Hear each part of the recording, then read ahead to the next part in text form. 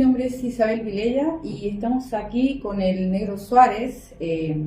Vamos a dejar que sea el Negro el que se presenta y nos diga quién es el Negro Suárez. Buenas tardes, buenas noches, depende de dónde estén. Yo soy Eduardo Suárez, el Negro Suárez, todos me dicen el Negro Suárez. Acá en Latinoamérica y en otros lugares del mundo. Soy un militante de la dirección de la organización Convocatoria Segunda Independencia de Argentina. Integro también la Asociación Gremial de Abogados y Abogadas de Argentina, una organización de solidaridad, de abogados de solidaridad. Pero básicamente mi militancia es política. Milito en Convocatoria Segunda Independencia, así que un saludo a los hermanos y hermanas de nuestra América y de la Argentina. Bueno, y como estamos en confianza, Negro, explícanos cuál sería la compatibilidad, y si es que la hay, entre la militancia política de Segunda Independencia y la gremial de abogados. Sí, bueno, hay una compatibilidad porque son dos organizaciones completamente distintas con objetivos completamente distintos. Entonces, como los objetivos son distintos, se compatibilizan. La gremial de abogados es una simple organización de solidaridad. Una organización que existe hace ya 15 años, que tuvo una trayectoria muy importante allá hacia fines de la década del 60, principios de los 70. Es una organización heroica, gloriosa, de abogados y abogadas que fue muy reprimida. Primero durante el gobierno de la derecha peronista, durante el gobierno peronista del 74 hasta el golpe militar, y después en el golpe militar tenemos más de 120, 130 abogados desaparecidos, detenidos, fusilados, muertos o caídos en los campos de concentración, y muchos compañeros abogados que murieron en combate, que no es que cayeron presentando un habeas corpus en una mesa de entrada. Esa organización nosotros la recreamos allá por el 2009, ahora se llama igual, Asociación Gremial de Abogados y Abogadas, tal vez como corresponde con la marcha de los tiempos. Entonces es una organización de solidaridad. Esa organización no tiene una referencia política, no tiene una dirección política. No es una prepaga, como le decimos nosotros, irónica o despectivamente a muchas organizaciones de abogados que son organizaciones de un partido político. Hay montones, sobre todo en las izquierdas. Cada izquierda tiene su organización de abogados. Entonces, no es una prepaga. Nosotros no respondemos a ninguna organización política, ni al Estado, ni a los partidos políticos, ni siquiera a Convocatoria de Segunda Independencia. Yo soy parte, soy el presidente de la gremial, pero no tengo ninguna incidencia en la gremial, salvo por mi propio trabajo como abogado. En B, Convocatoria de Segunda Independencia es una organización política. Sí tiene línea política, sí tiene objetivos, sí tiene una identidad específica. Nosotros solemos decir siempre que la identidad política expresa el objetivo de esa organización, ¿no? Si yo me llamo, no sé, Movimiento Evita, bueno, mi identidad tendría que ver con los valores de Evita, ¿no es cierto? Si yo me llamo Frente Fulano, Frente Mengano, quiere decir que entonces tiene que ver con el objeto de eso. Si yo me llamo, no sé, Plurinacional, bueno, no sé, supongo que nosotros lo llamamos Segunda Independencia. Es el objetivo nuestro. La primera independencia que nosotros reivindicamos como propia fue frustrada poco de producirse. 20, 30 años después de nuestra guerra, del proceso de guerra de liberación, fue frustrada esa independencia. Fue capturada, digamos, por los sectores en la Argentina colonialistas, pro-imperialistas, y entonces luchamos por una segunda y definitiva independencia. Por eso nuestra identidad convocatoria, que originalmente es Convocatoria por la Liberación Nacional y Social, que también expresa un objetivo, que lo podemos charlar. Nosotros creemos firmemente que no se puede lograr una liberación nacional si no se logra también una liberación social, o dicho de otra manera, no se puede lograr una liberación del imperialismo si al mismo tiempo no salimos del sistema capitalista. Esto es algo que nosotros debatimos con muchísimas organizaciones, en la Argentina, en particular con el peronismo, ¿no? En el sentido de que se puede, a veces muchos compañeros, compañeras, dirigentes importantes se llenan la boca diciendo que son antiimperialistas, con lo cual coincidirían 100% con nosotros, pero son capitalistas. Y lo dicen y lo reivindican.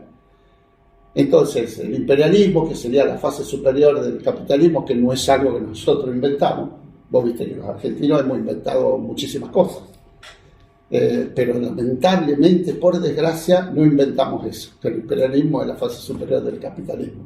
Así que, compañeros latinoamericanos, sepan que la convocatoria no inventó eso.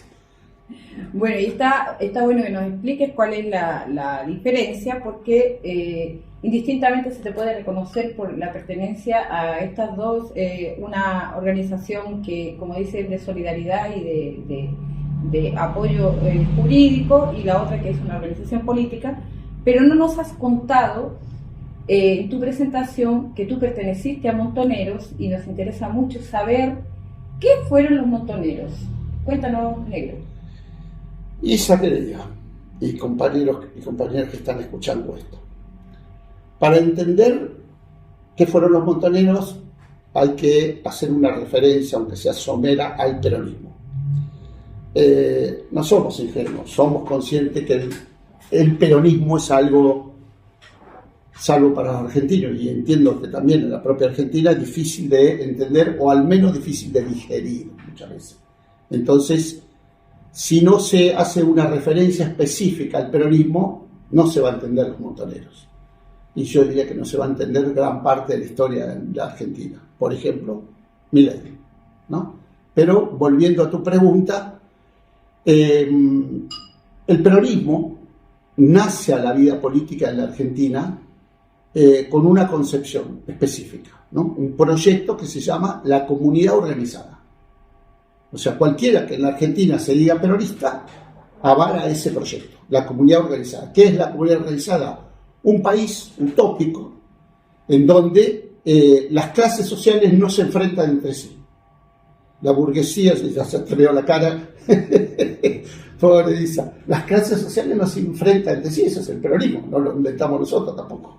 Entonces, la comunidad organizada es un país, un Estado, donde la burguesía y el proletariado discurren por caminos paralelos. Eso es el proyecto esencial del peronismo, la comunidad organizada, ¿no? Por eso, por ejemplo, el peronismo tiene, entre otras cosas, las 20 verdades, donde dice que para un peronista no hay nada mejor que otro peronista, por ejemplo. Entonces vos podés ser un peronista burgués o de derecha y otro un peronista proletario, y entonces para un peronista no hay nada mejor que otro peronista.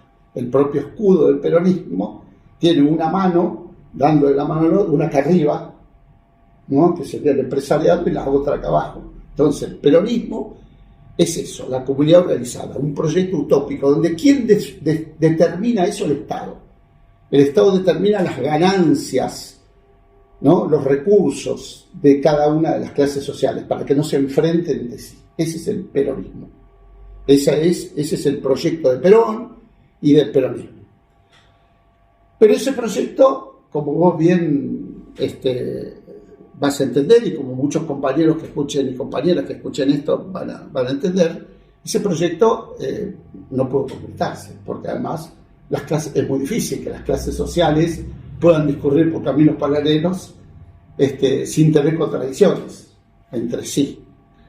Entonces, a poco andar, prácticamente desde su nacimiento en el peronismo, hay una lucha de clases en su seno.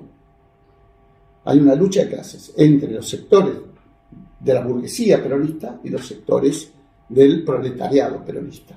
Una lucha que es objetiva al principio y que ahora vamos a ver que el desarrollo de la historia argentina pasa a tener elementos subjetivos, que es lo que explica 30 o 40 años después la aparición de Montoneros y otras organizaciones. Entonces, el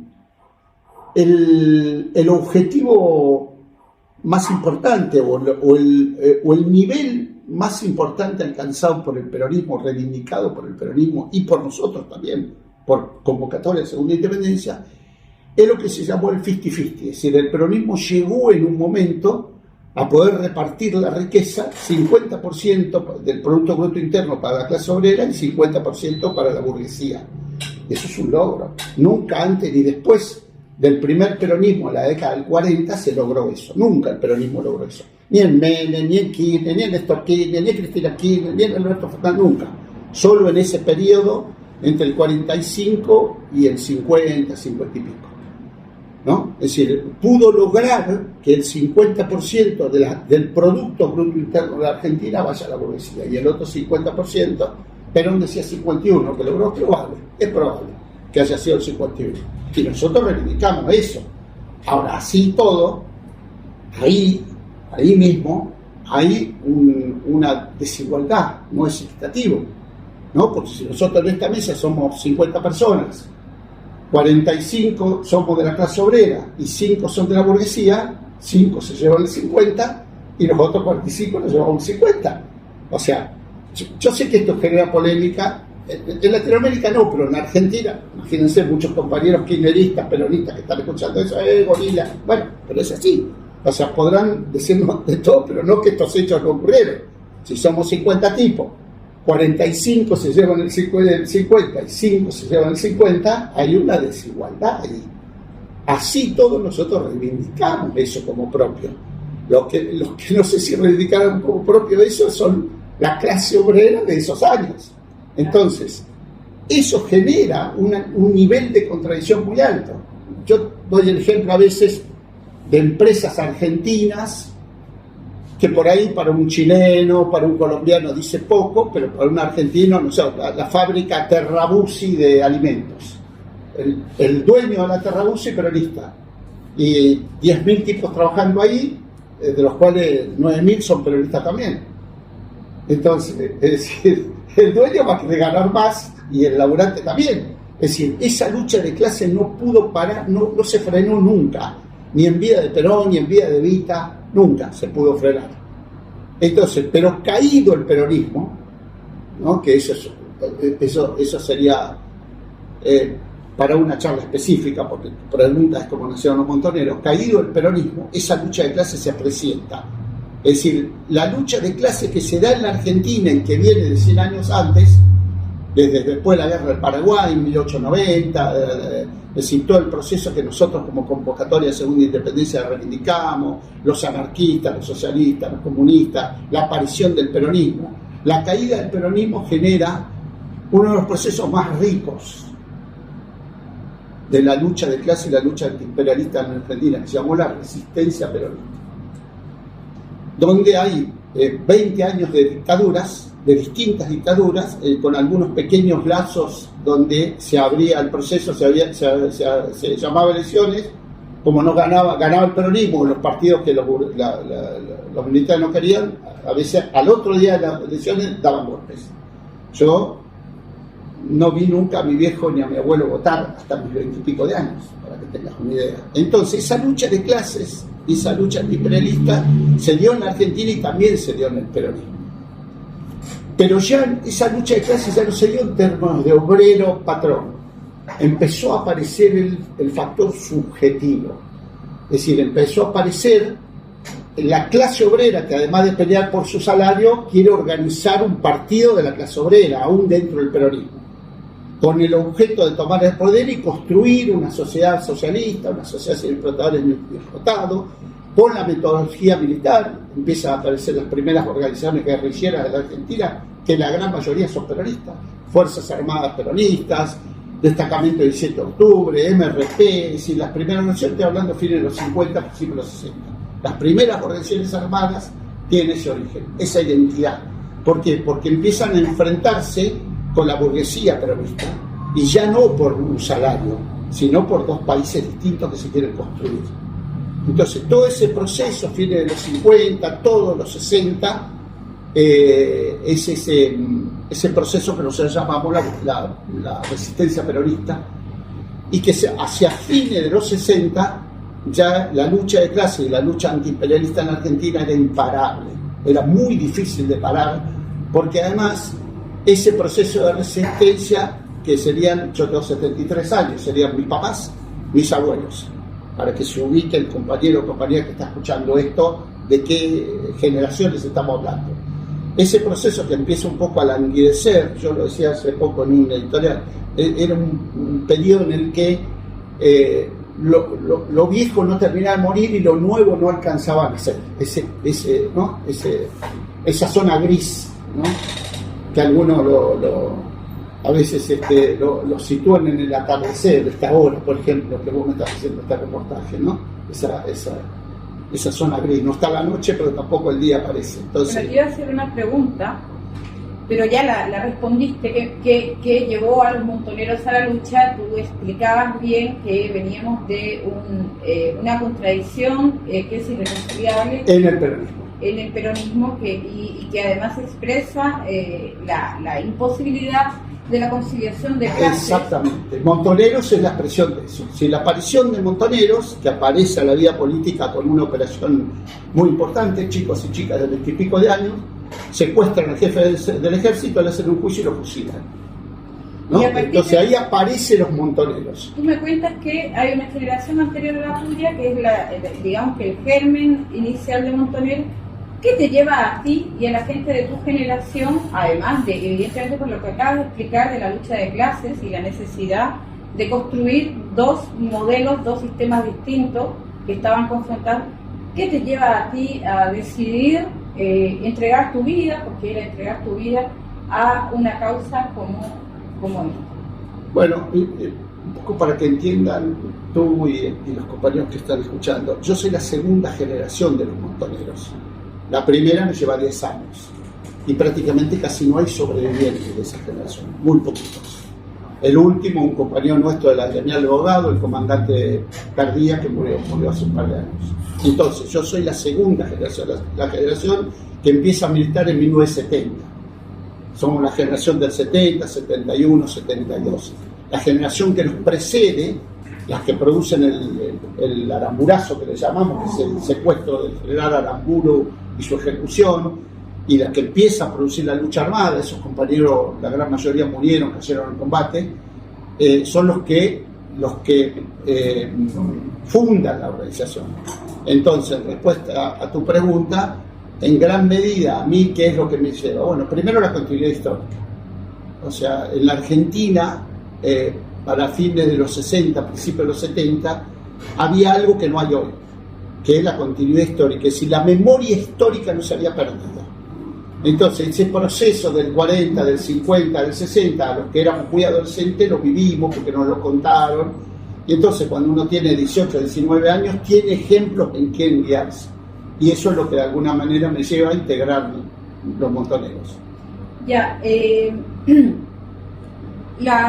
la cuestión importante que mencionabas como de pasada, que creo que deberíamos poder conocer, yo sé que conocer cómo es por dentro de Argentina y cómo son los movimientos políticos en Argentina es casi imposible, pero tratemos. Y la cuestión que me parece muy importante poder, por lo menos, acercarnos un poco a la verdad, es por qué se dio esa lucha al interior del peronismo, por qué ustedes se llegaron a agarrar política y hasta militarmente, por qué se daban esos enfrentamientos, cuál puede ser la explicación. Bueno, la explicación está en la primera parte de la primera pregunta o segunda que me hiciste, ¿no? Es decir, la lucha de clases hacia fines de los 60 había adquirido, la lucha de clases y la lucha antiimperialista, un nivel altísimo de enfrentamiento en la Argentina y dentro del peronismo. Como vos bien sabés, y lo deben saber muchos de los compañeros que escuchan esto, la lucha de clases no se libra por carta documento ni por comunicados. La lucha de clases implica un alto nivel de movilización de masas, un alto nivel de organización y un alto nivel de violencia, altísimo nivel de violencia. Y entonces, en el peronismo, de la misma manera que aparecen los montoneros, que aparecemos los montoneros, también aparecen sectores proimperialistas, procapitalistas, son los que están ahora, digamos, 50, 60 años después, proimperialistas, procapitalistas, que llevan adelante un proceso de exterminio hacia la izquierda peronista. Estoy hablando antes del golpe del 76, prácticamente la década del 70. Las consignas, dos consignas muy importantes que implicaban un enfrentamiento muy grande en aquellos años, ¿no? La patria peronista y la patria socialista, Perón evita la patria peronista, Perón evita la patria socialista, implicaba dos modelos de país que no eran conciliables. No son conciliables Perón evita la patria peronista con Perón evita la patria socialista, no son conciliables, porque una es el capitalismo y la conciliación de clases, y para eso tenés que tener una relación de dependencia con el imperialismo, y la otra es una sociedad sin explotadores ni explotados. ¿Cómo se va a resolver eso? Entonces, en ese marco aparece la burocracia sindical como punta de lanza del peronismo, el peronismo que está hoy, el mismo. Es decir, como punta de lanza del proyecto capitalista, los burócratas traidores, que obviamente se los enfrentan militarmente. Acá, en la China, en cualquier lado se enfrenta militarmente. Es decir, la explicación es lógica y simple. ¿Cómo se enfrenta a un proimperialista y procapitalista? ¿Qué hago? Le mando una carta de documento, le digo, te cito en la plaza para pelear. ¿Cómo se enfrenta a eso? Eso es lo que explica el nivel de enfrentamiento dentro del peronismo. Enfrentamiento que sí leyó bien, porque la lucha de clase y la lucha antiimperialista la leyó muy bien el imperialismo, la leyó perfectamente, vio que era imposible parar esa lucha de clases y de alguna manera el golpe militar del 76 vino a resolver esa contradicción, es decir, a preservar al peronismo procapitalista, proimperialista hasta hoy y a exterminarnos a la izquierda peronista, a los que pretendíamos con la identidad peronista construir una sociedad sin explotadores ni explotados. Muchos que escuchan esto dirán, bueno, pero usted era un ingenuo, eso era imposible dentro del peronismo. Bueno, habría que trasladarse a la década del 60 y del 70 para entender por qué los montoneros tuvieron las 5 principales provincias de la Argentina con gobernadores propios. Porque si creemos que el tema estaba solo en los fierros, se equivocan. Es decir, ¿cómo haces para que en la Argentina los gobernadores de provincia de Buenos Aires, Córdoba, Salta, Santa Cruz, ¿cómo haces para que esos gobernadores sean montoneros? ¿Solo con los fierros nada más? ¿O solo matando a los burgueses peronistas? Había un poder, se había ganado el corazón de las masas, había un poder alto. El principal poder de los montoneros, que es lo que no quieren mostrar ahora el gobierno de Milei, y tampoco lo que no quiso mostrar los gobiernos kirchneristas que los gobernaron primero 12 años y trajeron a Macri, y después 4 años y trajeron a Milei.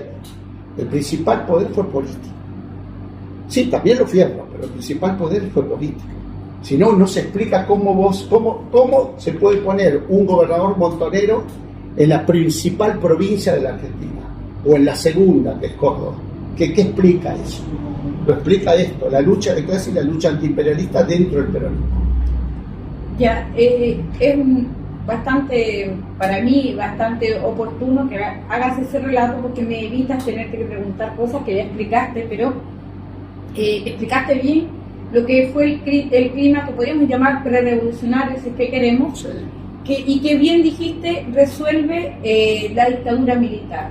Cuando llega la dictadura militar, no llega sola, pero cuando venimos de un clima prerevolucionario y nos encontramos con una dictadura militar, ¿cuál es la incidencia que tienen los montoneros dentro de la lucha política y militar? ¿Cómo se desarrolla? Sí, la represión que vino con el golpe militar no apareció exclusivamente con el golpe. Nosotros antes del golpe teníamos más de 1000 compañeros muertos, asesinados, caídos en combate, desaparecidos.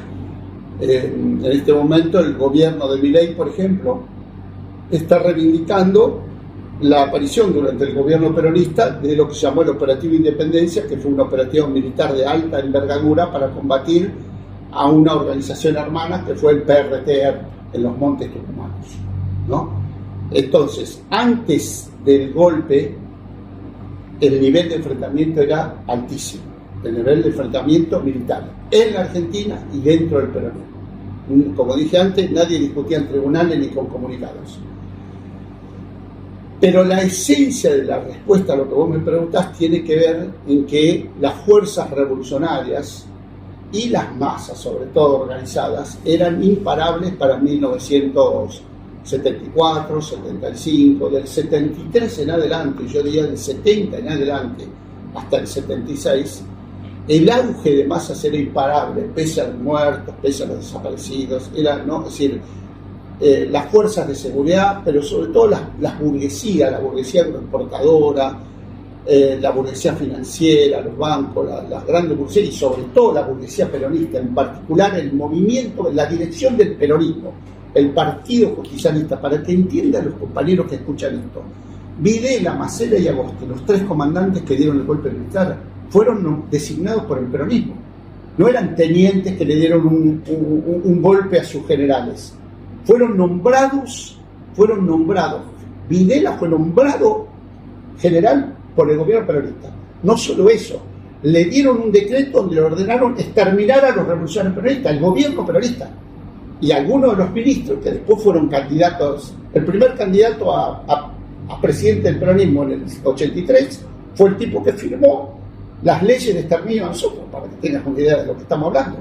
Pero la cuestión es que no lo podían parar. No había manera de parar ese auge de masas. Y la posibilidad de la unidad con otras organizaciones revolucionarias y la posibilidad de armar un frente electoral importante que compitiera en abril o mayo de las elecciones del 76 estaba cada vez más cerca. Y por lo tanto la posibilidad de que apareciera un gobierno estilo Allende, ¿no? Posibilidad concreta, pero estilo Allende con Fierro, con estilo Allende, no, con alguna otra característica. Y eso también, pero eso, ¿de qué deviene eso? Deviene del auge de la lucha de masas, de la lucha de clase, de la lucha antiimperialista. Entonces el gobierno leyó eso, el gobierno también, pero básicamente el imperialismo, las agencias internacionales, la DEA, los tanques de ideas del imperialismo, de la misma forma que lo leyeron en tu país en el 73, lo leyeron acá, de la misma manera, como lo leyeron en otros lugares. Entonces dijeron, bueno, no, hasta acá llegamos, acá hay que utilizar las reservas estratégicas. Nosotros no se puede contener este nivel. Y entonces el golpe que se dio en marzo del 76 tiene que ver con eso. Nuestra organización, un poco completando tu pregunta, para 1976, para el momento del golpe, prácticamente de las que había era la única que quedaba en pie. De las que existían en la Argentina en ese momento,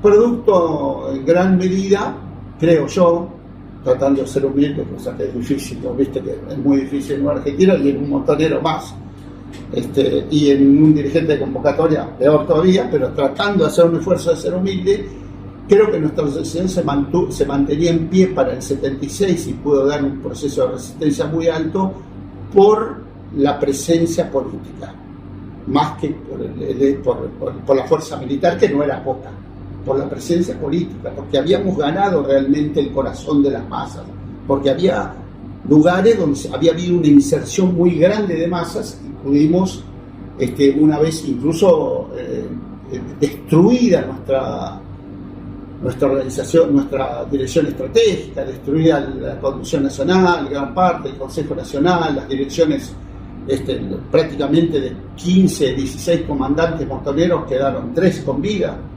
El grueso fueron muriendo en combates, desaparecidos, mesas de tortura. Aún así, el nivel de exerción había sido grande y eso produjo un nivel alto de resistencia, la posibilidad de producir operaciones militares muy, muy importantes, entre ellas una de las últimas que se llamó la contraofensiva, allá por 1979, 78, ¿no? Eso más o menos. ¿Y cuál estimarías tú que son los efectos no solo sobre la militancia, sino sobre las masas, la psicología de las masas de la dictadura? ¿Cuáles fueron los principales efectos? Bueno, la respuesta es la derrota, ¿no? La respuesta más contundente y precisa es la derrota. La derrota se produjo no solamente en términos militares. Nosotros, cuando uno habla de 30.000 desaparecidos, estamos hablando de más de 10.000 compañeros nuestros, de montoneros. Ponerle una suma, la mitad de esa suma del PRT y de otras organizaciones, y el resto, lo más lúcido de la clase obrera y del pueblo, lo más lúcido que había, es decir, aunque no fueran parte de nuestras organizaciones, la dirección sindical, estudiantil, social, territorial, barrial. Entonces, esa derrota, las consecuencias de la derrota las estamos viendo hoy en día. O sea, como consecuencia de la derrota y después de la guerra de Malvinas, el imperialismo, junto con los partidos de la burguesía, el radicalismo y el peronismo, diseñaron el tipo de Argentina que iba a ser los próximos 50 años, hasta hoy. Pero Ahora, no te anticipes todavía, ajá, porque eso lo tenemos que desarrollar sí. un poco más adelante. Me interesa mucho que nos puedas explicar un poco cómo era la vida de los militantes, cuál era la situación, la seguridad personal, la vida familiar, y por ejemplo en tu caso, que se dio la situación específica de que fue fusilado tu papá en el proceso de resistencia a la dictadura. Sí, hubo dos periodos. Un primer periodo hasta el golpe militar, donde todavía, aún con un alto grado de violencia, con un alto grado de enfrentamiento militar, había formas, la militancia dentro de la organización nuestra y otras organizaciones todavía guardaban determinadas formas de vida, podemos llamarle normal, ¿no? Las constituciones de las familias, los compañeros morían, caían, pero las familias se mantenían. El nivel de represión no adquirió lo que pasó después del golpe. A mi papá lo fusilan antes del golpe, en 76, ¿no? O sea, yo para el golpe ya estaba detenido, ya había sido detenido. Lo fusilan en el marco de una operación militar. Yo soy detenido, la organización hace una operación militar de muy alta envergadura donde toma la comisaría para sacarme, se produce un enfrentamiento muy grande, 2 policías muertos, un comandante muy importante nuestro muerto, y a partir de ahí mi papá había colaborado mucho con los jefes de la organización, había hecho los planos, había colaborado para la operación para sacarme. Pero aún así, a pesar de eso, todavía la vida tenía esos vicios, como vos decís, de la estructura familiar, los compañeros todavía estaban con sus hijos. No había habido grandes secuestros de niños como hubo después de la dictadura, es decir, todavía había como algunas reglas de juego entre enemigos que se mantenían, ¿no? Hasta el golpe del 76. Es decir, no había habido grandes agresiones sexuales a las mujeres prisioneras, las mujeres que caían bien, bueno, a la parrilla íbamos todos, la tortura era normal, tampoco vamos a andar llorando porque nos torturaran, era una cosa normal de esos años. Si no, vamos a ser víctimas, si un combatiente no es víctima. Si el que me tortura, ¿qué va a hacer? El tipo tiene que hacerlo. Entonces, había un margen de respeto, entre comillas, a algo que venía de 30, 40 años atrás, que era lo que vos bien planteás, la vida familiar, la vida social. Eso con el golpe militar no existió más. Tuvimos que implementar la pastilla de cianuro, porque ya no se podía caer vivo, los compañeros combatían hasta que podían y se suicidaban o se tomaban la pastilla de cianuro. Apareció un fenómeno que no se había vivido en la Argentina, sí se había vivido en otros lugares, pero no en Argentina, que es la desaparición de los niños. Es decir, había que preservar a los niños porque los niños desaparecían. Nosotros, las abuelas de Plaza Mayo deben tener los datos, pero creo que se debe haber 500 niños más o menos, cerca de 500, se habrán recuperado 140 más o menos, por ahí estoy tirando datos muy por arriba, ¿no? Pero debe haber cerca de 500 niños, una cosa impresionante, ¿no? Es decir, empezaron en las cárceles, por ejemplo, tuvimos prácticamente que prohibir primero prohibimos las visitas de los más jóvenes, después prohibimos las visitas de todo tipo de parientes, nos venían a ver las madres solamente, y después nos secuestraban las madres. Si nosotros, los presos, empezamos a tener las mamás nuestras, las secuestraban y nunca más aparecían.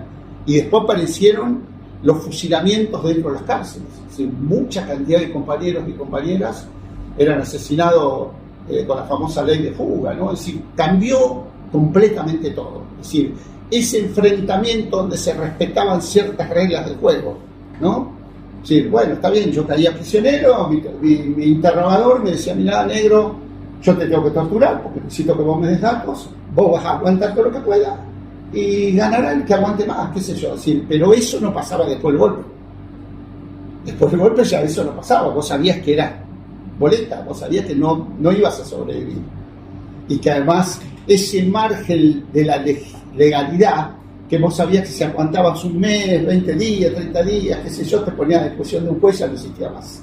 Y por lo tanto la unidad familiar, la estructura social ya no existía más. Y si no podías ir a un barrio, porque si ibas a un barrio y te escondías en un barrio, mataban a toda la familia que estaba alrededor de ese barrio. Es decir, el nivel de enfrentamiento fue altísimo.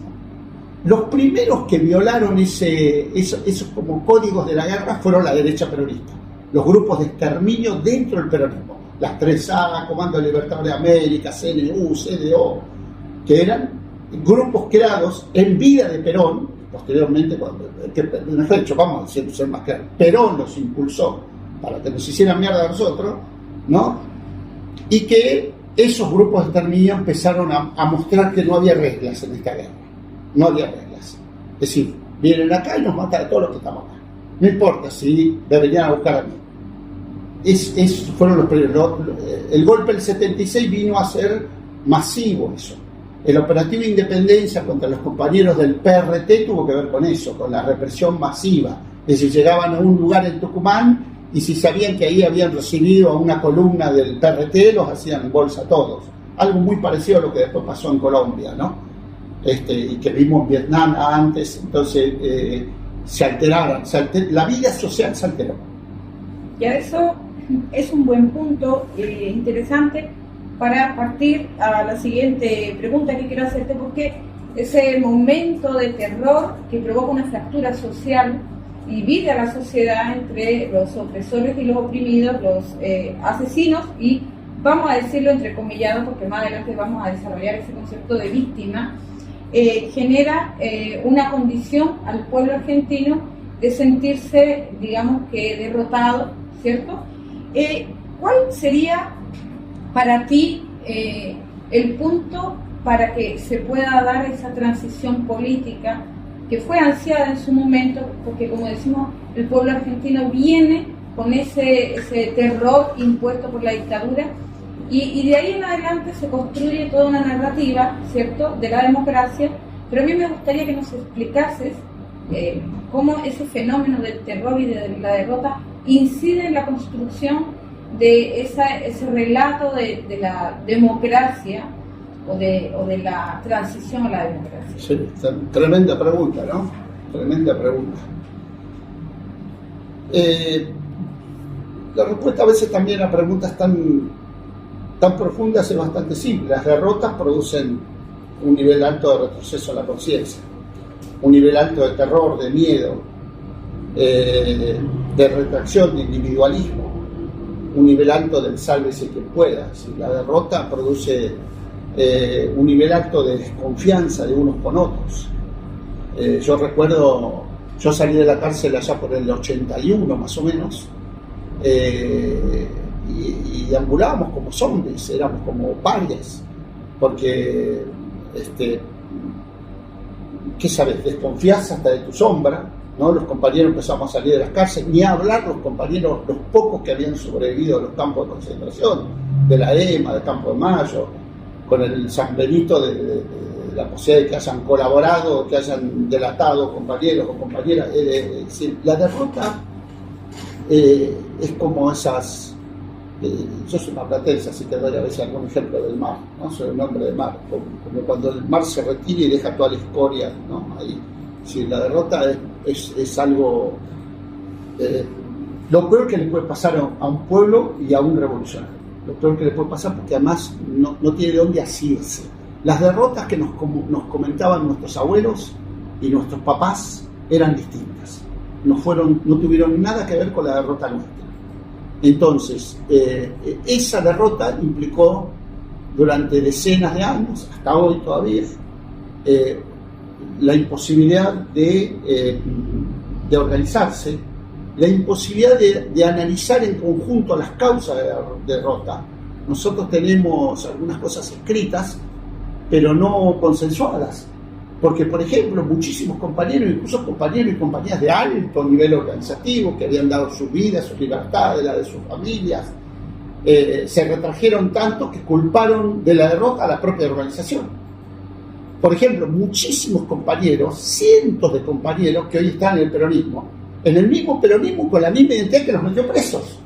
Muchos de mis compañeros, yo diría que la gran mayoría de mis compañeros que van presos conmigo, son peronistas. O sea, tienen la identidad de los que los metieron en cana. Entonces, ¿qué es lo que pasa? Vos decías, ¿hay un problema psicológico? No, hay un problema político, no psicológico. Si la derrota te retrae, ¿a dónde te retrae? Y vuelvo al peronismo, porque acá están las masas. Bueno, ahora ya no tanto, pero, ¿entendés? Entonces, bueno, si no nos hubiéramos organizado, si no hubiéramos llevado adelante la lucha armada, si no hubiéramos tomado tal cuartel, matado a no sé quién, reventado a no sé qué general, qué sé yo, por ahí no. Bueno, si mi abuela tuviera 2 huevos, sería mi abuelo, qué sé yo. No sé. Es decir, todo menos analizar políticamente, menos decir, bueno, a ver, me siento y analizo racionalmente, dialécticamente qué pasó, qué hicimos, qué debimos haber hecho, qué no hicimos, qué hicimos por la mitad. No, yo jamás, en los años que vengo desde la derrota, desde el 81, nunca en mi vida hablé de autocrítica. Me suena medio a religioso eso. Yo hablo de las causas de la derrota, ¿no? A ver, una cosa es analizar las causas de la derrota, otra cosa es autocriticarnos. ¿De qué me toca autocriticar? Sí tengo que analizar científicamente, racionalmente, por qué nos derrotaron. Según la independencia es parte de analizar las causas de la derrota. Es decir, que tenemos que tener la misma identidad del peronismo que nos hizo mierda. Entonces, y así todo lo intentamos, cosa que podemos hablar después, ¿no? Entonces, pero específicamente esa pregunta tiene que ver con eso. Hay una retracción. La derrota dura decenas de años, hasta hoy dura la derrota. O Milei cree que nace de un repollo. O realmente creemos que Milei de pronto nace de un repollo, porque la gente de Argentina son tan pelotudos que votan a Milei. Entonces mi vecino que vota a Milei es un enemigo mío, porque votó a Milei. El tipo que se levanta a las 6 de la mañana a trabajar y vuelve a las 6 de la tarde es un enemigo mío. Las derrotas son así. Creer que mi vecino es un enemigo porque votó a Milei. Entonces yo, ¿a dónde me refugio? En el peronismo. No importa si la que conduce el peronismo en este momento dice que es capitalista y burguesa. Ella, de sí mismo. No importa, yo voy al peronismo, ¿no? Eso tiene que ver con la derrota, con decir, bueno, no organizó más, porque si no hubiéramos organizado, por ahí nos derrotaban. Y sí, claro, obvio, si no hubiéramos organizado. Hoy, por ejemplo, vos fíjate hoy, quizá, Milei gana la calle, el gobierno en 3 meses ganó la calle. No hay movilización, y la gente marcha por las veredas, y marcha por la calle, los reprimen. No hay muertos, no hay presos. ¿Por qué va a haber muerto y preso? Si la lucha, si la lucha casi implica muertos, implica presos, implica vidas y libertades. Nosotros no podemos hacer convocatorias, salud de independencia, no lo podemos hacer. Y mirá que le ponemos esfuerzo. Entonces, la derrota es esa, es la destrucción no solo del tejido social, porque 30.000 desaparecidos y muertos afectan la sociedad, pero además, y lo más importante, afectan la posibilidad de reconstruir un proceso revolucionario. Y eso es la derrota más importante. Es lo que explica que el enemigo haya podido diseñar una Argentina y la haya podido completar sin grandes sobresaltos durante 40 años. Y ahora Milei acaba de decir en su discurso, hará un mes o 2, no me acuerdo, ahora nosotros vamos a planificar los próximos 40 o 50 años. Eso es la derrota. Claro, porque tú me estás perfilando un escenario que es común en muchos países de América Latina, y es importante entender ese punto de que se renuncia a la lucha por el socialismo para enfrentar a la dictadura, lo que en Chile llamamos correr el tejo, ¿cierto? Es que de tu objetivo inicial tienes que ocuparte de la inmediatez de la coyuntura, que es el sacrificio de miles de vidas humanas comprometidas con un mejor país, con un sistema mejor de vida para la clase trabajadora, y acabamos por tenernos que bancar el poder sobrevivir. Y en ese escenario, las masas, cuando yo te hablaba de la psicología de las masas, me refiero a que las masas entienden ese sacrificio como un sacrificio propio, independientemente de que no estén comprometidas en la militancia, pero entienden que son los hijos del pueblo y asumen el terror y tratan de no implicarse y se retraen, y ahí se rebaja mucho el nivel de conciencia, ¿cierto?, por el uso del terror. Pero en ese punto es cuando se presenta la posibilidad de una vía democrática que por supuesto viene instada por el mismo imperialismo que propuso la salida de la dictadura, propone ahora la vía democrática. Y en la vía democrática hay que también dibujar cuál era el escenario, porque las masas querían terminar con ese horror, necesitaban terminar con ese horror. Tal cual. Las organizaciones también necesitaban terminar.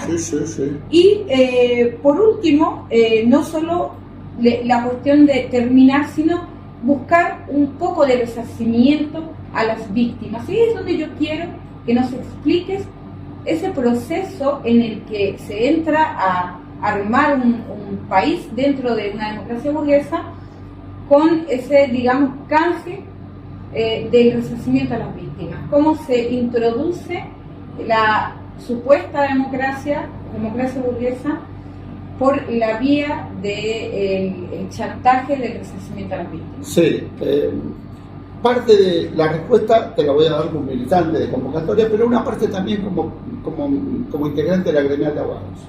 Una partecita. Como militante de convocatoria según Independencia, nosotros entendemos lo que ya te dije, es decir, la lucha de clase, analizar la lucha de clase y la lucha antiimperialista 100 años antes, con avance-retroceso, el nivel más alto de avance de esa lucha, fines de los 60, mediados, fines de los 60, prácticamente lo que se llamó alcanzar el cielo con las manos, la represión, la contraofensiva del enemigo, la derrota. Los muertos, los presos, los desaparecidos, la derrota. Bien. Esa derrota tuvo consecuencias materiales, como bien vos lo dijiste, ¿no? Y tiene que ver con la pregunta. Pero la respuesta al tema de esto tiene que ver con algo que por ahí planteamos muy por arriba antes, que tiene que ver con el tipo de Argentina que diseñaron los partidos del capitalismo, los partidos del sistema, con las clases dominantes y con el imperialismo. Y como parte de eso, yo siempre me acuerdo del Pacto de la Moncloa, ¿no? ¿Qué fue? Bueno, diseñaron cómo iba a ser el Estado español, ¿no? Diseñaron qué iba a pasar con los nacionalismos, qué iba a pasar con los independentismos, ¿no? Esto que dijo Franco, esto está atado y bien atado, ¿no? Esa famosa frase de Franco. Bueno, la podía haber dicho Videla, o la podía haber dicho el presidente del Partido Justicialista, Luder, que fue candidato a presidente, la podía haber dicho cualquiera, o Alfonsín, la podía haber dicho cualquiera. Esto está atado y bien atado, lo mismo. Y diseñamos esto.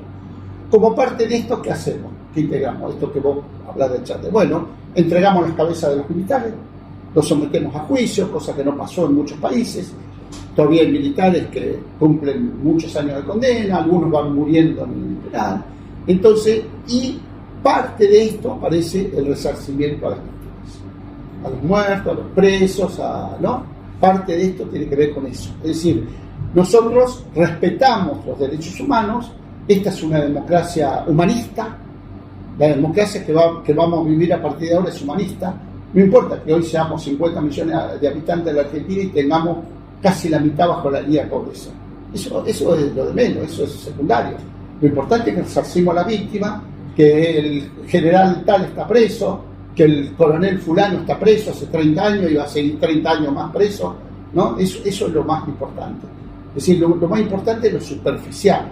Lo más importante es que los que fueron víctimas, el concepto de víctima, lo elevaron a una categoría política.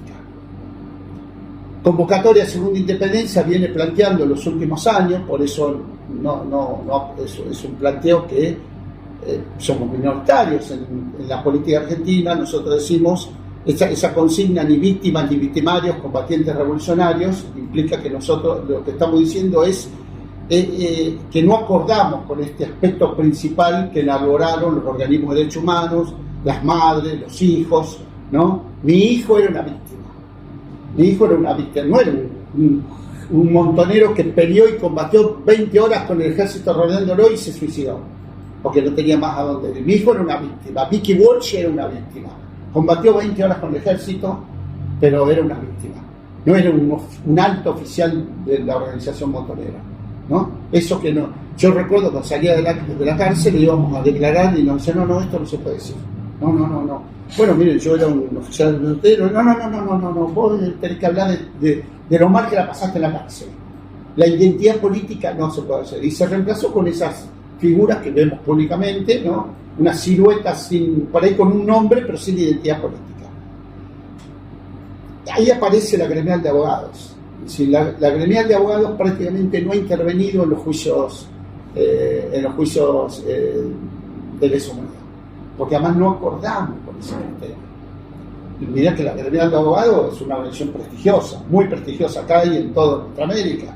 Es una organización que se carga al hombro, no sé, el 100% de las causas federales de los mapuches, que se carga al hombro hasta los presos políticos, pero nosotros tenemos un criterio muy distinto a los organismos de derechos humanos. Más, empecé diciéndote en este reportaje, se enoja a veces Laura porque yo digo interrogatorio, pero estoy acostumbrado en este reportaje, que la gremial de abogados es un organismo de solidaridad, no de derechos humanos.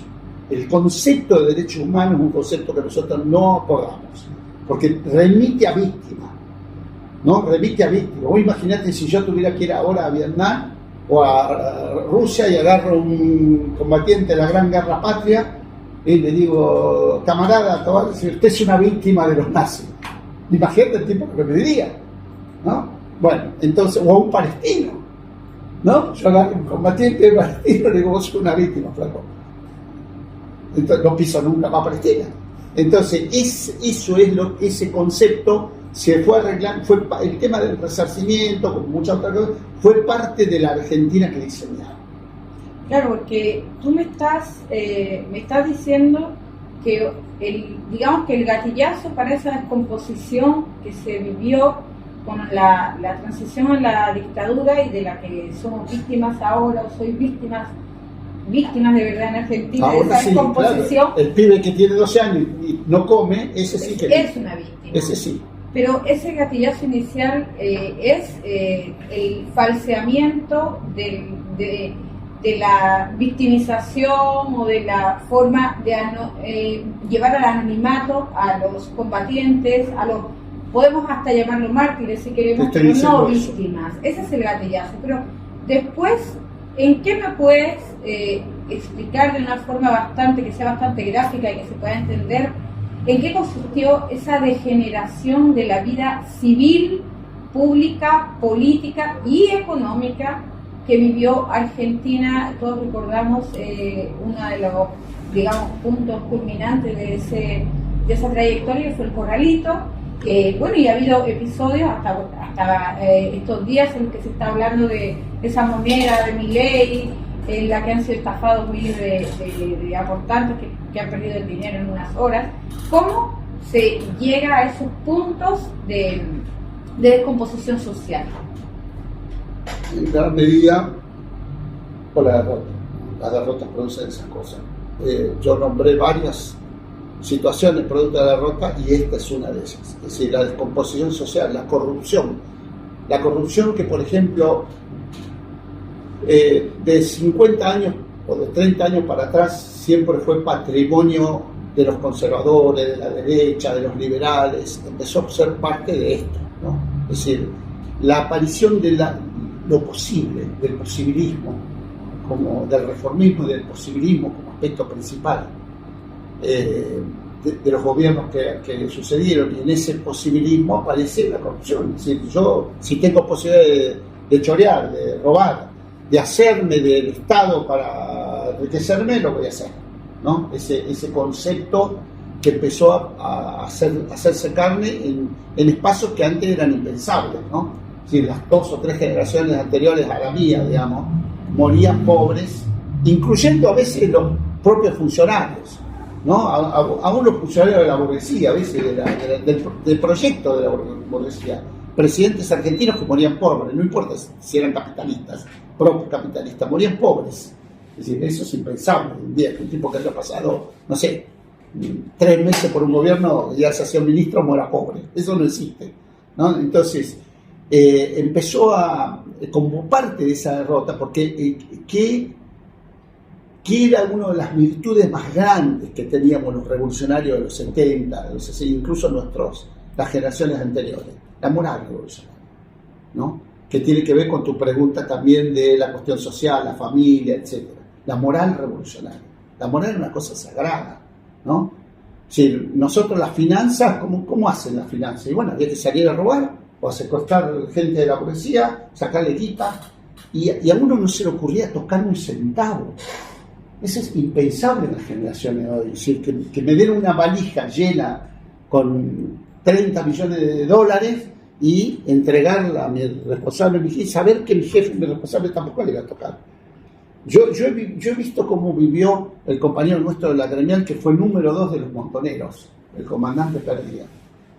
Y vivía con una austeridad que quisiera yo tener esa austeridad. No sé si tenía, yo nunca le vi más de 4 camisas. Qué sé yo, iba a la casa y abría la heladera y tenía agua. Es decir, un tipo que manejó 60 millones de dólares. Es decir, un tipo que podía haberse enriquecido, y así otros compañeros y compañeras, ¿no? Entonces, ahora, al revés, esa moral fue golpeada. La derrota golpeó también esa moral. Aún en algunos casos los mismos compañeros que sobrevivieron a eso, como parte de todo esto, a veces, no todos, pero a veces se pierde esa moral. A veces incluso esgrimiendo razones valederas, que es que, bueno, yo sufrí tanto, claro, luché el concepto tanto. de víctima, de Claro. lo que hablábamos antes, yo fui víctima, merezco que, ¿viste? Si merezco ser viceministro de no sé qué y llevarme esto porque fue parte, yo entregué mi vida, y qué sé yo, entonces, aún con buena fe, ¿no? Aún con buena fe aparecía esa situación. Y a veces con no buena fe, ¿no? Sin buena fe. Entonces, la moral, reconstruir la moral revolucionaria es algo que nos va a llevar todavía muchos años. Si algo nos enorgullece en la organización, en Convocatoria de Segunda Independencia y en la gremial de abogados, en las dos donde yo milito, es que yo puedo poner las dos manos y las dos patas por mis compañeros y compañeras, ¿no? No sé cuántos pueden decir. Es decir, nosotros podemos exhibir una vida, al derecho, al revés, me tirás cabeza abajo, esta es la vida. ¿Qué podemos decir? La dirección de Convocatoria puede exhibir una vida, bueno, algunos dicen, bueno, pero ¿de qué te la querés dar? Ustedes son los buenos. Y sí, porque podemos exhibir esta vida. O sea, nosotros, y la gremial de abogados, cualquiera de nuestros compañeros puede pasar, caminar por la calle, vos has caminado conmigo por la calle, vos viste.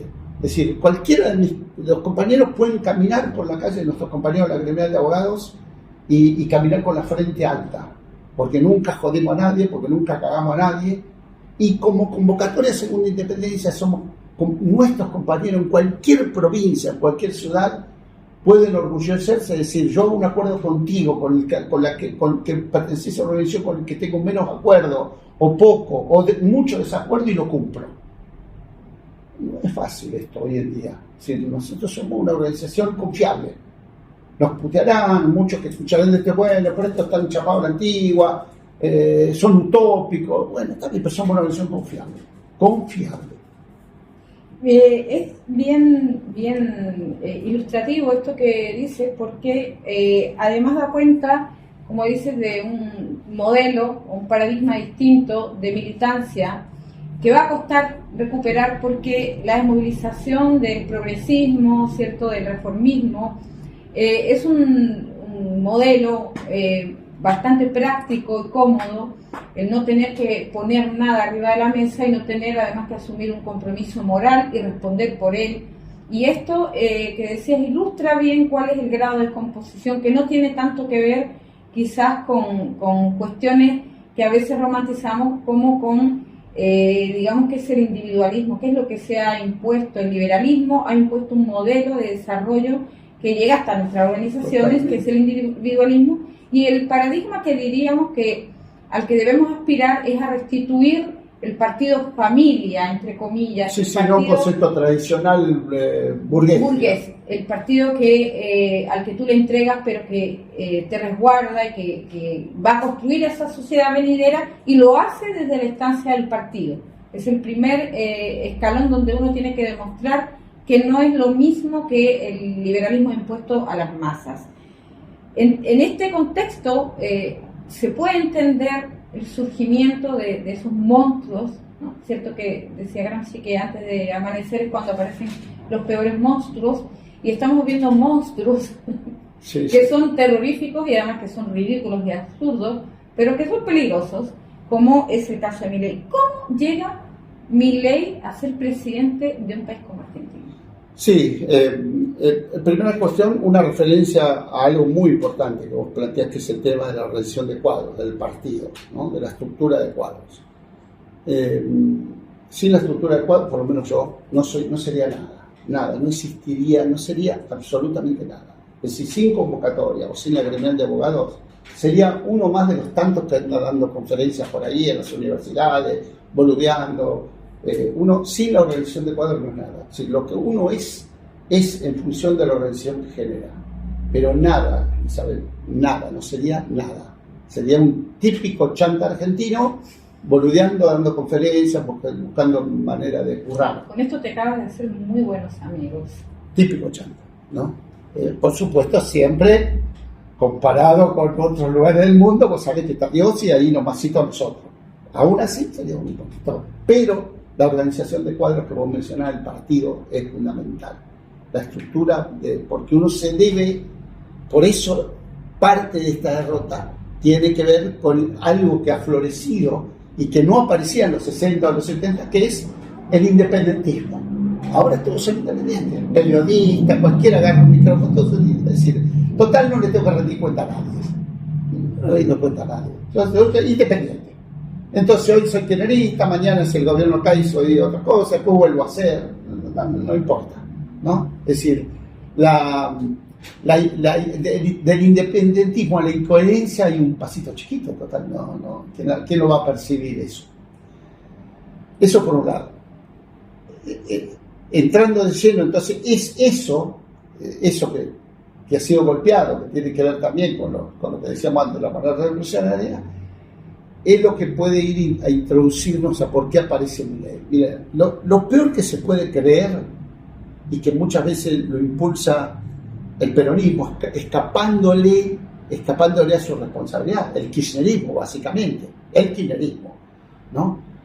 Es creer que Milei nace de un repollo, que es lo que muchos creen, o algunos lo creen de verdad, otros con ingenuidad y otros son vivarachos, algunos son pillos.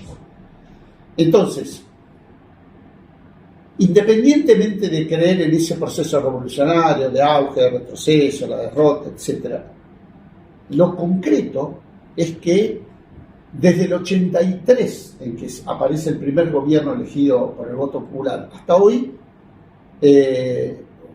hubo también aspectos que hay que leer, ¿no? Primero vino la socialdemocracia, como si fuera el PSOE en Europa, en España, ¿no? El Partido Radical es eso, como si fuera el Felipe González.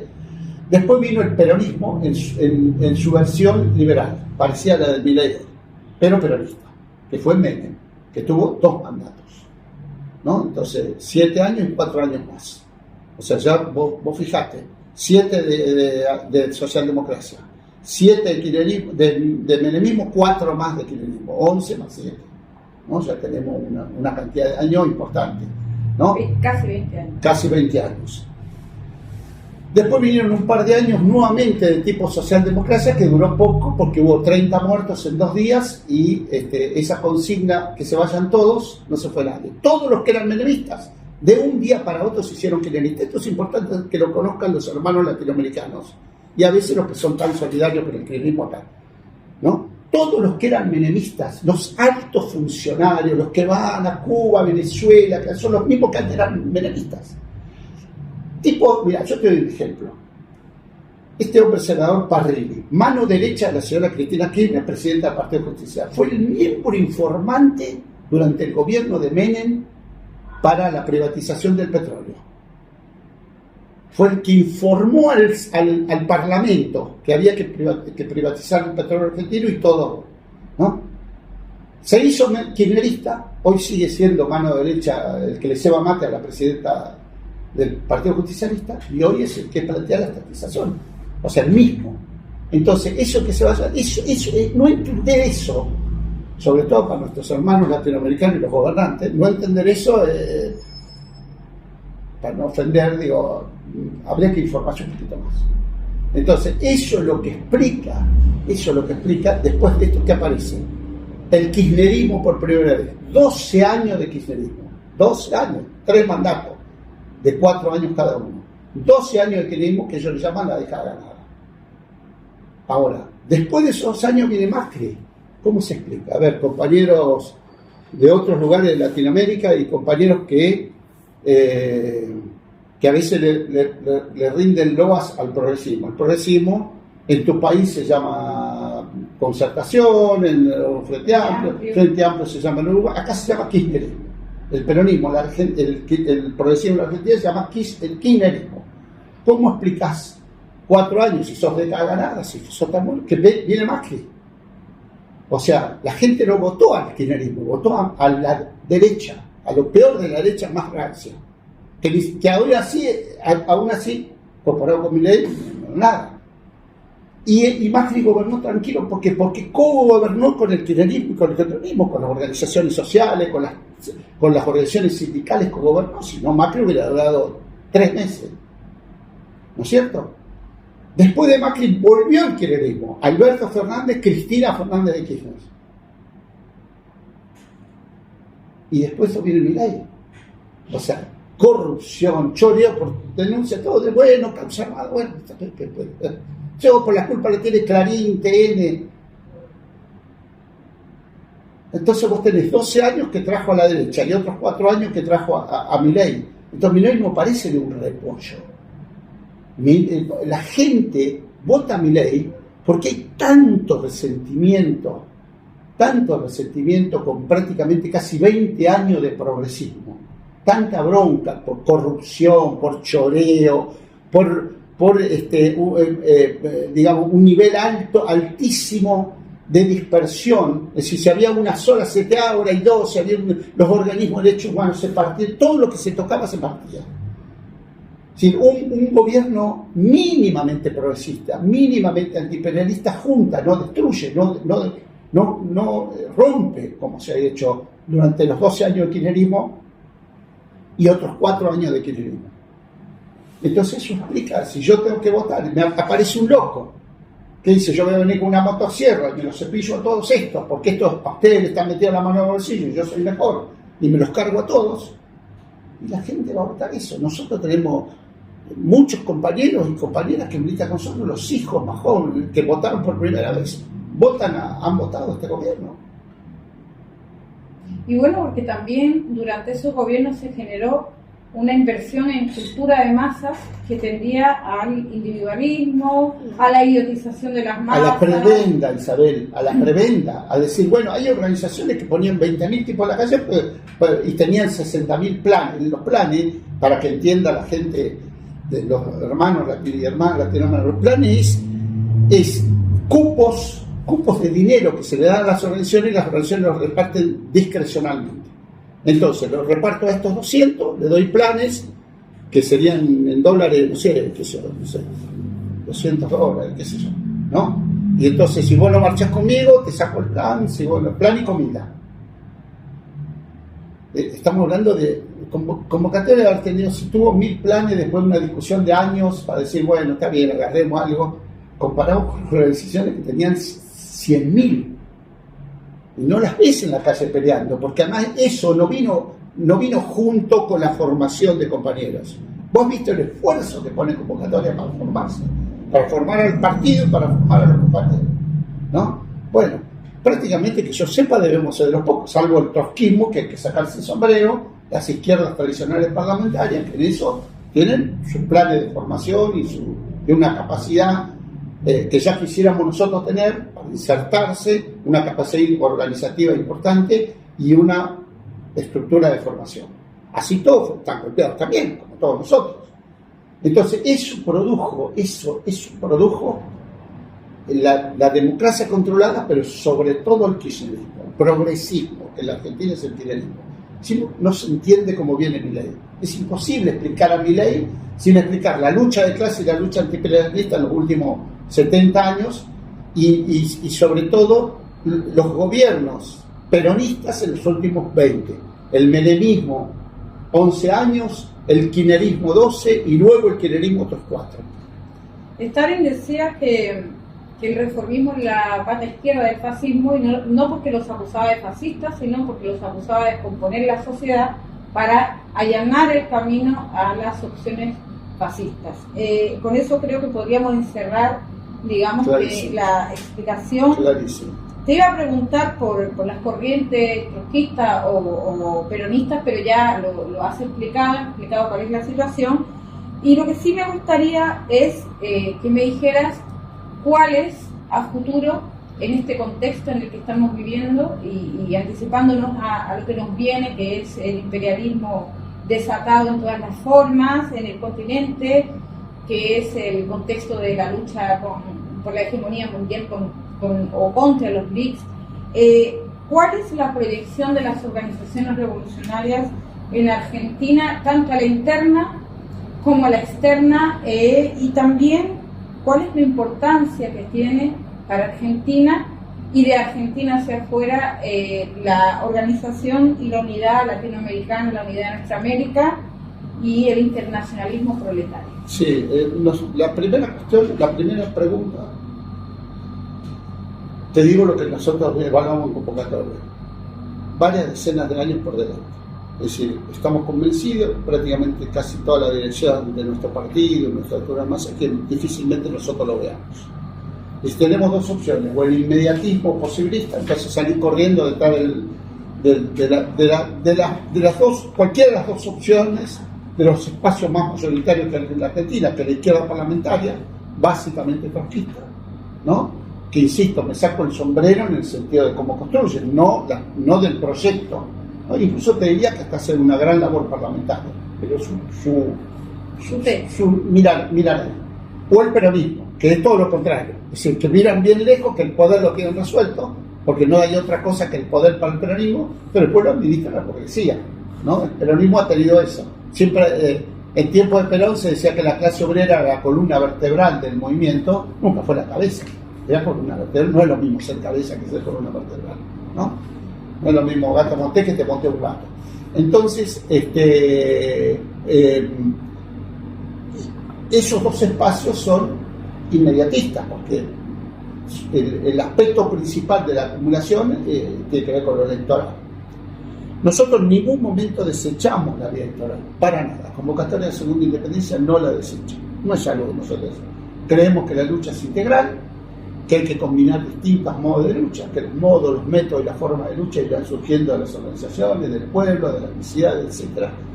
Pero sí creemos que en este momento, donde hay un altísimo nivel de tracción de masas, que el fuera Milei es una utopía, que creer que este gobierno va a caer porque metimos 100.000 tipos en una marcha LGBT, porque hace 6 meses hubo, no sé, 500.000 en una marcha universitaria, creer que va a caer por eso es un grave error, o que va a caer por la criptomoneda es un gravísimo error, siempre me acuerdo cuando yo era muy joven, cuando recién empezaba a militar, ¿no? Que a veces medio nos burlábamos de nuestros papás y nuestros abuelos, porque durante 18 o 20 años confiaron también en algo supernatural. El general progresista que le da un golpe a los generales malos, bueno, los terminaron fusilando a todos. Perón, que se le va a ocurrir la gran idea y de pronto va a venir clandestinamente y se va a poner a la cabeza la resistencia, o porque no falló porque vino en un avión y lo pararon en no sé dónde, Río de Janeiro. Es decir, creer en algo que sea distinto a la construcción de abajo, a la construcción de masa, a ganarse el corazón de la masa, ¿no? Y de pronto, ¿qué apareció?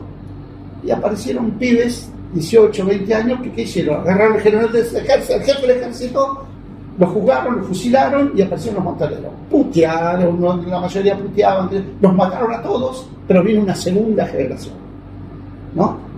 Y empezó a una opción.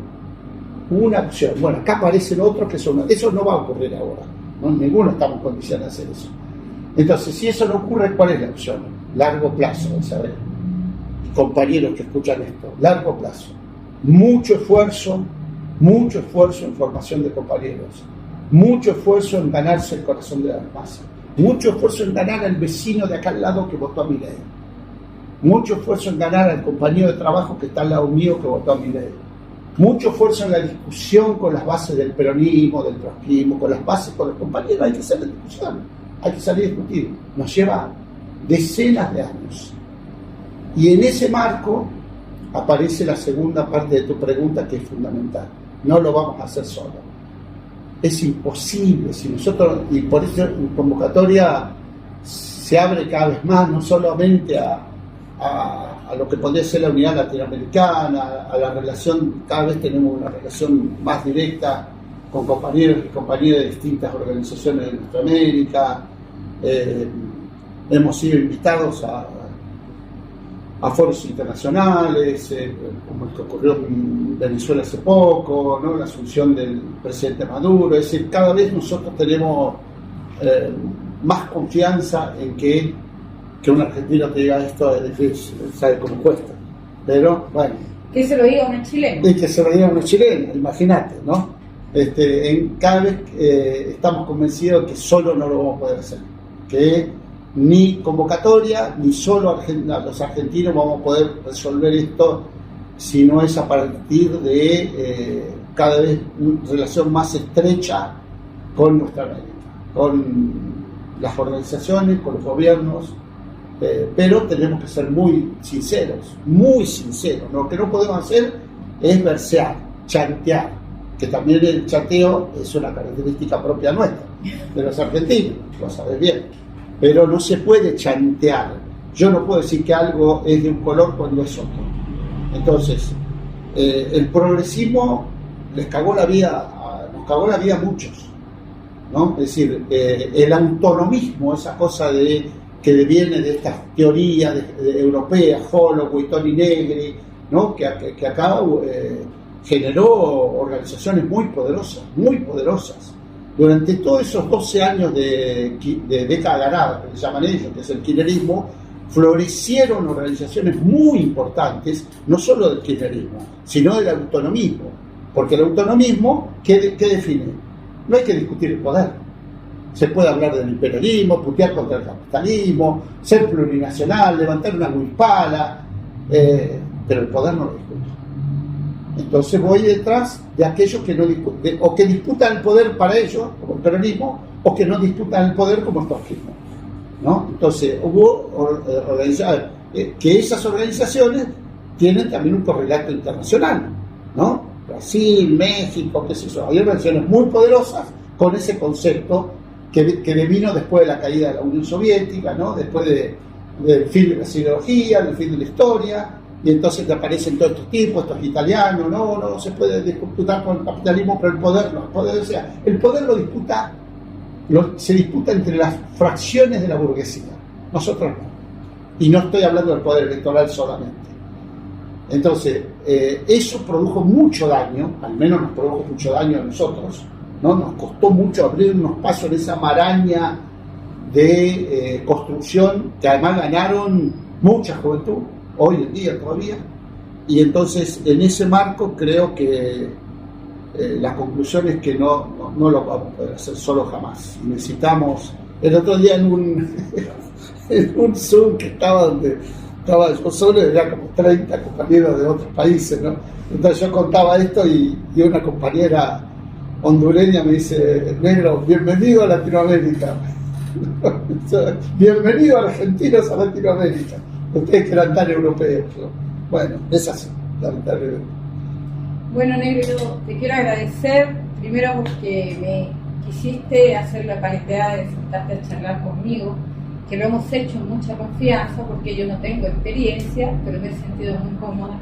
Y también por, en este caso, tu trayectoria política, tu compromiso, y por eso que hablábamos hace unos días, la necesidad de que el compromiso del individuo trascienda al individuo, a la vida biológica del individuo, y sea consciente de que quizás no va a ser necesario, no va a ser posible, si necesario, no va a ser posible que nosotros veamos el socialismo, que nosotros veamos la bandera roja flameando, pero sí que sin nuestra participación en los hechos, sin nuestra tarea histórica, sin nuestra entrega y compromiso, eso no va a llegar, y es un compromiso solidario con las generaciones que vienen. Y creo que es bien importante que lo hablábamos, como digo, hace días, me decía, esto es hasta el minuto último, y el compromiso y el aliento último son para la causa negra. Te agradezco muchísimo. Gracias a vos, Isa, gracias a los compañeros, a tus compañeros, mandarles un abrazo grande, un abrazo a los hermanos y hermanas latinoamericanos de todos nuestros países, a los gobiernos que están poniéndose a la cabeza de la lucha contra el imperialismo, Cuba, Venezuela, Nicaragua, a los compañeros y compañeras, a sus gobiernos, a sus dirigentes, a sus presidentes, a sus ministros, a sus milicias, a sus ejércitos, es decir, a todos aquellos que en este momento nos dan ánimo para seguir peleando.